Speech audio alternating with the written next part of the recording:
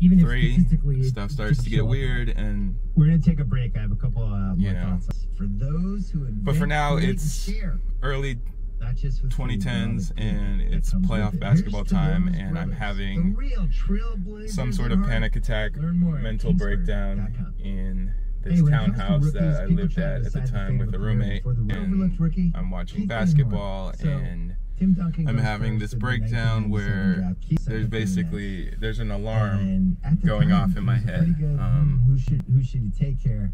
and not like, obviously the pick was Duncan, but Van Horn, hey, there's an alarm going off in my head, but like I could literally hear like a 20-point game forward. Him just seemed like the kind of guy who's gonna have a 15-year career in the league, score 20 points a wake game. up alarm. You never know, just like a basketball career In my head. I know when it comes it was to just in my head, and I know it was just a panic attack, and I know I couldn't literally hear it.